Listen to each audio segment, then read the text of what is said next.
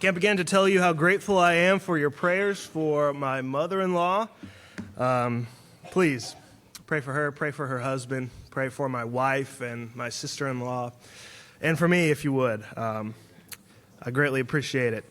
I learned a lot while I was a student here, but one of the main things I learned was no one ever got fired for quitting early.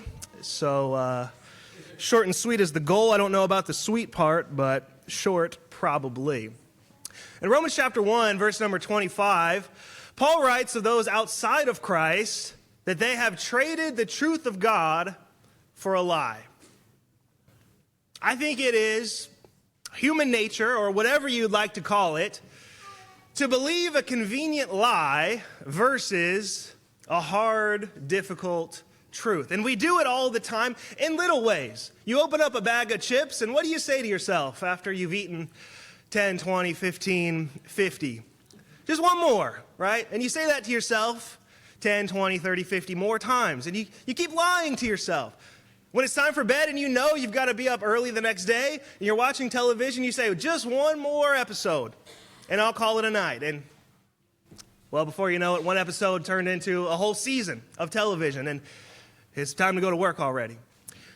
And sometimes we tell ourselves bigger lies that help us cope or give us confidence. Sometimes we say, I can handle that. Nothing is wrong. Or we say, if I just had this thing, my life would be so much better. Or if I could just do this one thing, all my problems would go away. Those lies make us feel better. The topic this afternoon is internal local church evangelism. And when I saw Brian's email with that topic, I didn't know what that meant. I still might not know exactly what that means, but thankfully he gave me a brief outline of what we ought to be talking about this afternoon. What that really means is, how do we get everybody in the congregation involved in evangelism? How do we make sure that it doesn't just become the job of a few select individuals? And as I thought about that topic, I firstly thought, well, maybe we ought to talk about some methods. If we could just get material in people's hands, maybe that would solve the problem. But, brethren, I don't think we lack material. If you're lacking in an evangelistic method, I think it would take about 5 minutes to find a pretty good one. And then I thought, well, maybe we ought to talk about the importance of evangelism. Maybe we just don't understand how important it is, but you wouldn't be here on a Tuesday afternoon if you didn't know evangelism was important. So I thought, well, maybe we ought to talk about some important scriptures. Maybe people, if they just had a cheat sheet worth of scriptures that they could carry in their pocket all the time, our evangelistic efforts would just explode. And certainly, we could always know more. But I don't think the problem is that we just don't have the right few Bible verses memorized. And so I wondered, what really is the problem? Why is it that we often fall short in evangelism? I think the problem is what Paul says in Romans chapter 1, verse number 25. We have begun to believe some convenient lies about evangelism. Rather than owning up to the harsh truth that it is all of our job and that it is a difficult job but a worthwhile one, we tell ourselves little lies that lets us off the hook sometimes. And so what I'd like to do this afternoon is deal with about 5 of those. 5 lies that we tell ourselves about evangelism, and the first one is probably going to be the most obvious one, but it's the biggest one, and that is that it's somebody else's job. We would never say that, right? We all know, intellectually, we have a responsibility, and if you didn't know that, by now at this lectureship, I think you do. But we act that way, don't we? I think about, it's like doing the dishes. After dinner, you take your dirty dishes to the sink and you put them in, and you think, I think my wife will handle it tonight. I think it's her turn. Your wife comes to the sink with her dirty dishes, and she says, I think it's our son's turn this evening. Your son comes to the sink, and he puts his dirty dishes in there, and he says, I think it's my little sister's turn. And your little sister comes, and she puts her dishes in the sink, and she says, well, if it was my turn, certainly somebody would have told me. And so she puts her dishes in the sink and goes off to bed, and the next morning, there's a sink full of dirty dishes. In the church, I think we think the preacher will do it. That's why we pay him the big bucks to handle it. And as Hiram will talk about in just a moment, preachers, believe it or not, keep pretty busy. They've got a lot on their plate. And so maybe the preacher thinks, well, that's really the job of the elders. They'll handle it. And the elders might say, well, we're more management. We handle the bigger picture things. It's more boots on the ground. The deacons can handle it. And the deacons might say, well, if it was our job, somebody should have told us. And the members say, well, I'm too old. I'm past that now. Let's let the younger folks handle that. And the younger folks say, well, I'm new. I don't know enough. I've not done this before. Nobody's ever showed me how. I'm going to leave it to the more experienced people. And the buck just keeps getting passed. And maybe a little bit of evangelism slips out here or there, but it's often coincidental and not intentional. We would never say that it's somebody else's job to be evangelistic, but we certainly act that way sometimes. In 1 Corinthians chapter 12, Paul talks about the church as a body, and it's a passage that I'm sure we are at least vaguely familiar with, but 1 Corinthians chapter 12, pick up with me in verse number 14. 1 Corinthians chapter 12, beginning in verse number 14, Paul says this, "For the body does not consist of one member, but of many. If the foot should say, because I am not a hand, I do not belong to the body, that would not make it any less part of the body. And if the ear should say, because I am not an eye, I do not belong to the body, that would not make it any less part of the body. If the whole body were an eye, where would be the sense of hearing? If the whole body were an ear, where would be the sense of smell? But as it is, God arranged the members in the body, each one of them," notice this, "as he chose." Verse 19, "If all were a single member, where would the body be? As it is, there are many parts, yet one body." Is that true? We know it is. But sometimes I think I'd like to be the appendix, maybe. I just recently found out the appendix actually does do something. I couldn't really understand what the article was saying, but it does do something. There is no useless part of the body. Now, every part doesn't do the same thing, but every part has to work together for the body to do what the body is meant to do. And so evangelism is not one size fits all. When I think about evangelism, my mind probably immediately goes to door knocking. And that might be the most discouraging, most difficult way to practice evangelism. But evangelism is not always pounding doors on the Florida sun in the summertime, getting doors slammed in your face for 8 hours. There's other things that we can do. And so evangelism is not somebody else's job. It's my job. It's your job. Somebody has to do it. The lie that we tell ourselves, secondly, is that I'm just not cut out for evangelism. Yes, I know I need to do it. Yes, I know every Christian is expected to, but I can't. I don't know what to do. I don't know what to say. I don't know where to go. I don't know how to do it. And that's reasonable. It is not easy. If it was easy, we wouldn't be here. We wouldn't be having this lectureship. But we're all cut out in some way for evangelism. I don't know about you, but I pray often, Lord, give me an opportunity to be evangelistic today.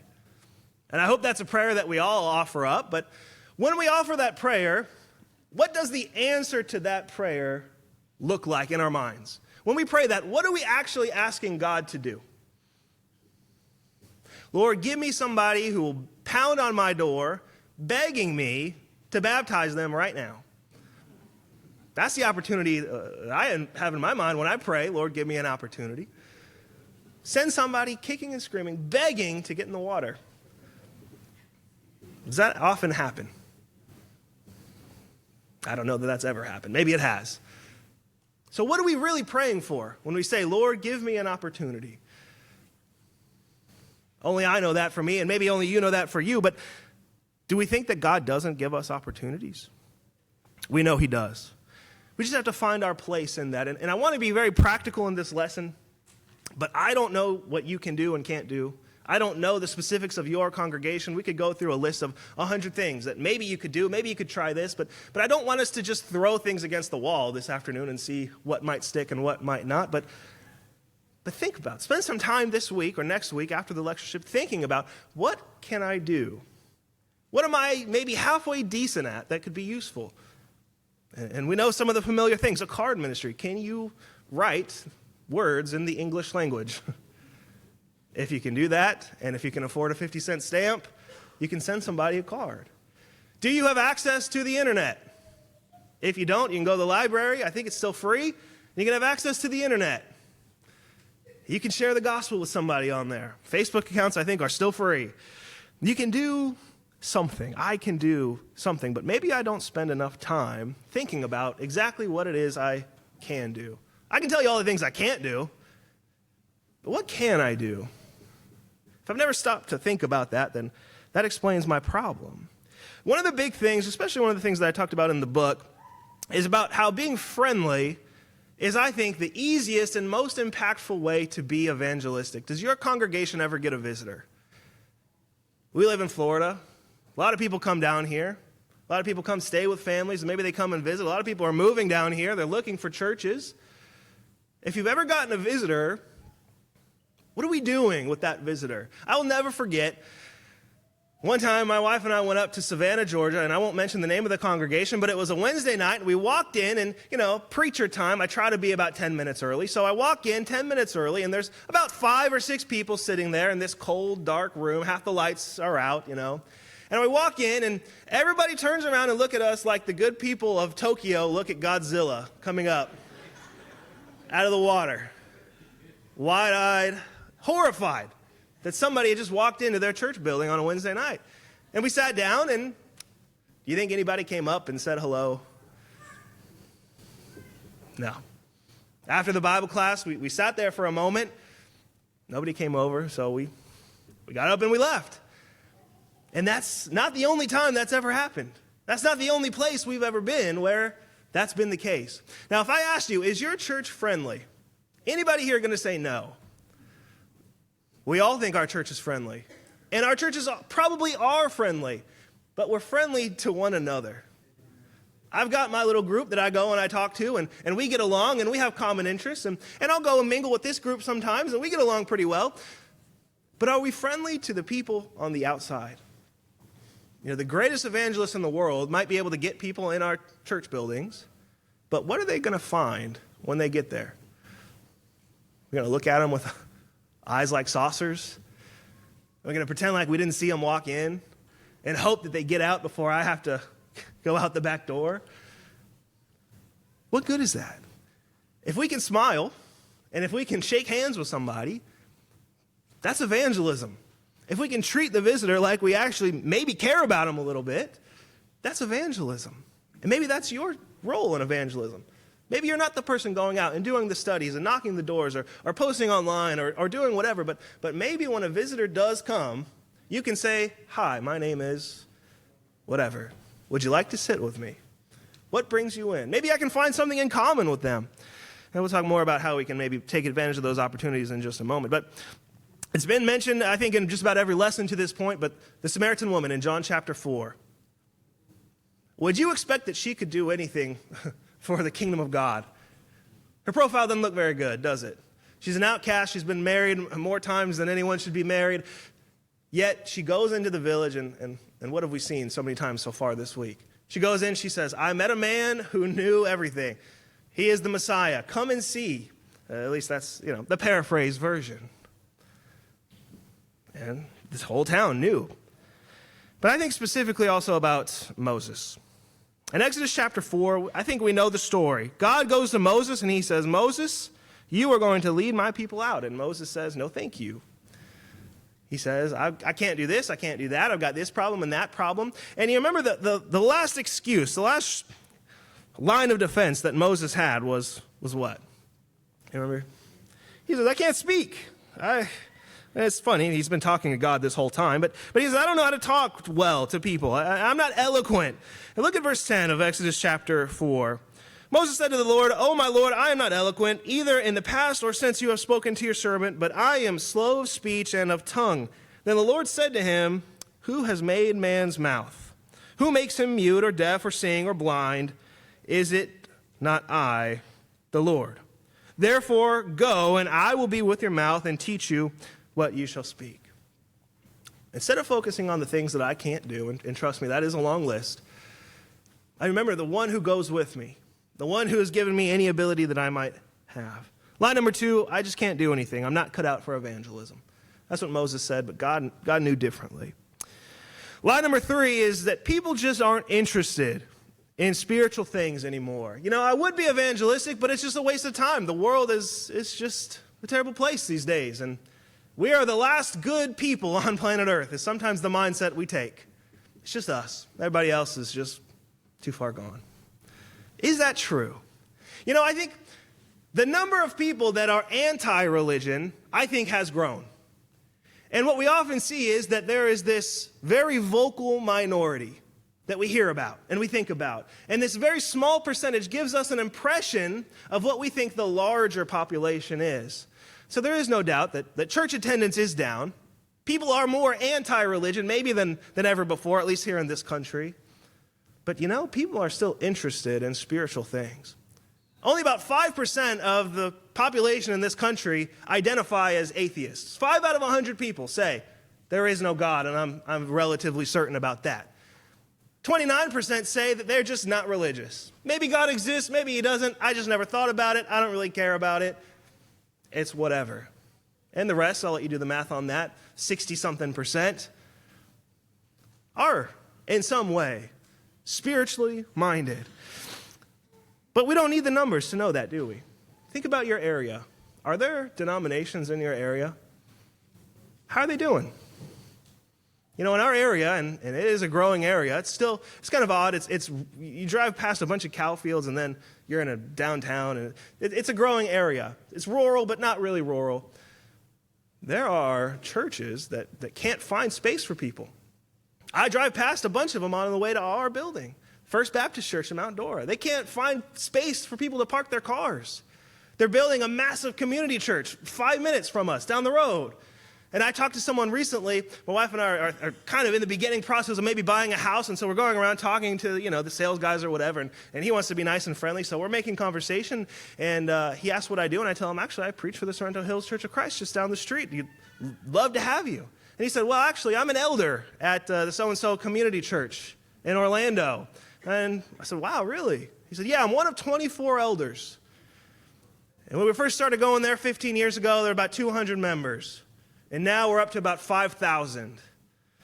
We've got 18 satellite campuses all over the state. We just opened one in Jacksonville. We've got 500 kids in our youth group.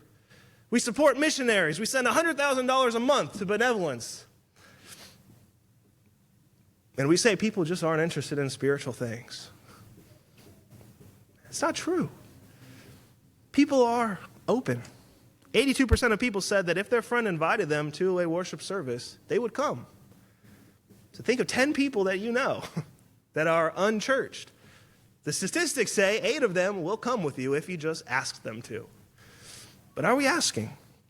It's easy to write off people. They're different. They think different. They're too far gone. They don't care. Jesus said in John chapter 4, verse number 35, the fields are white for harvest. And that's still true. There are people out there who do care, and that if we talk to them, they will listen. Lie number 4, evangelism can wait. Yes, it's important. Yes, I know I need to do it, but I'm just so busy right now. My life is hard. I got work, I got kids, I got sports, I got, fill in your own blank. When I get more time, I'll start to think about it. And we say that, and we push the can, kick the can down the road until we're that guy standing in the foyer that I think, unfortunately, every congregation has, saying, I remember when I was a boy, 60 years ago, this congregation had 500 members, and it's a shame what's happened here. We're down to 20 people, 20 members. And I think about myself. I've grown up around the church my whole life, pushing 30 years. What have I been doing for the last 30 years? Am I going to end up being the one saying, it's a shame what's happened here? Somebody should have done something. Or am I going to be the one that actually begins to do something? Evangelism can't wait. It is as was said yesterday, a must for the Christian. Not a want or a desire, but something that must be in our lives. Paul says in 2 Corinthians chapter 6 and verse number 2, tomorrow is the day of salvation, doesn't he? Today is the day of salvation. It is still the day. James says in James chapter 4, verse number 14, you do not know what tomorrow holds. And that's the verse where he says, your life is but a vapor. Use the day that God has given you to do something. I think about Felix in Acts chapter 24. You remember Paul comes to Felix and he preaches to him the gospel. And the Bible says that Felix began to tremble. He was terrified of what Paul was saying. And so he decided, I need to do something now, right? He says, go away. Maybe some more convenient time. I'll hear you again on this. And as far as we know, he never did. He did what we all are tempted to do. Delay, delay, delay until we can let ourselves off the hook. Line number 5 is similar maybe to the third one, but line number 5, evangelism just doesn't work anymore. You know, we tried that 30 years ago. Nothing happened. We sent out those mailers. We spent $300 whole on that.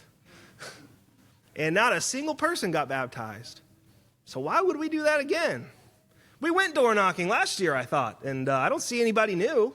Why are we going again this year? It's easy to get discouraged. I won't say it is the most discouraging thing about being a Christian, but perhaps it's at the top of the list. Rejection hurts. Part of being a human being and having emotions is that it's not fun to get hurt. It's not fun to get rejected. It's not fun to do difficult things. And so perhaps when we try things and they don't work, well, we don't want to get hurt again. In 1 Corinthians chapter 3, beginning in verse number 6, I'd like to read what Paul says about the role of himself, but by extension, I think of everyone who follows after the Christ. 1 Corinthians chapter 3, beginning in verse number 6. Paul says, I planted, Apollos watered, but God gave the growth, or God gave the increase, your version might say. So neither he who plants nor he who waters is anything, but only God who gives the growth. When we reframe our view of success in evangelism, I think we'll stop being so discouraged all the time. If we define success as getting somebody in the baptistry, we are only ever going to be disappointed for the most part, aren't we? But if we define success as carrying out the will of God, then we'll always win. We'll always be pleased with our efforts. If all I want to do is what Jesus has told me to do, anytime I do that, I've won. Mission accomplished. It's up to that person how they respond. God will give the increase. As long as I plant and water, it's up to God. In Isaiah chapter 6, verses 8 through 13, you remember, God asked this question, maybe not directly to Isaiah, but probably to Isaiah. Who shall I send? Whom will go forth? And Isaiah famously says, here I am, Lord, send me. And do you remember the mission that God gives Isaiah? As soon as Isaiah stuck up his hand and volunteered, I'll do it. What's the mission? Isaiah, go preach to these people who will not hear. Isaiah, go preach to these people who cannot see. Isaiah, go preach to these people who are dull of heart. You think Isaiah maybe put his hand down and said, wait a minute. I don't know if I want that job, actually. What's the point? Lord, if they won't hear me, why even go? Is that not maybe our same attitude sometimes? But that was not the mission. The mission was to go and to preach. And once Isaiah did that, mission accomplished. How Israel responded was between them and between God. Now, I'd like to spend the last couple of minutes that we have quickly talking about some very practical things that we can do. What can I do? And I think at the end of a lesson like this, maybe we're all expecting the trick. Tell us the secret. If there is a secret, I certainly do not know it. And I don't think there is one. I don't think there's a secret thing that they've just not told us that we need to start doing that will work every time. I think the only way to be evangelistic is to actually go and be evangelistic. Engage with people in some way, whether that's face-to-face, online, some other way. The only way we can be evangelistic is to reach people. How you do that, that's up for you to decide and determine. But we need to talk with people. We've become so comfortable in our ivory tower, perhaps, of holiness, where we don't want to step down into the real world and engage with people. But unless we do that, nothing will happen. Pray specifically is the second thing. Don't just say, Lord, give me an opportunity. I mean, keep doing that. But, Lord, help me reach this person. I've got a coworker. I've got a friend. I've got a family member. Pray specifically for that person. Because the more you pray for one specific person, the more you'll see more specific opportunities to reach that person. Instead of just leaving it as some vague generality. Pray for specific people. Be a church that welcomes people. I know we just talked about it, but I think the best thing that each individual member can do is just be friendly when we do inevitably get a visitor. Try to connect with them. Maybe find common ground. See what they're interested in. You like to golf? Hey, so do I. You like to fish? Me too. Let's get together sometime. Or if you don't like the things that they're interested in, maybe there's someone in the congregation who does. You're into exercising? Not me, but I know somebody. Maybe you guys can go for a run together or something. Instead of just saying, great to have you, come back if you ever feel like it. Follow up. Connect with somebody in a meaningful way. And then the last thing that I thought of is something that was said yesterday. I believe Brother Zachary mentioned this, but as a congregation, when we plan events, and hopefully we are planning events, let's plan things that we can invite people to come to. A lot of people aren't comfortable coming into a church building, but people will go with you to go fishing. People will go with you to go watch a movie or go do something. And it's at that point that we get to know people, develop a relationship that we can actually maybe make a difference in their lives. I think I fell victim to the classic preacher blunder. I told you I was going to be short. I think I left you 1 minute. But that's still technically short. We know what happens when we don't evangelize. We see it all the time. You end up with a church building with 5 or 6 members. The grass is waist high. Half the letters on the sign are missing. It's a place that outsiders probably don't want to be. Before we fall into that hole that eventually becomes a grave, let's begin to do something. Let's stop believing the lies about evangelism that Satan has told us and begin to believe the promises of God. Thank you for your time.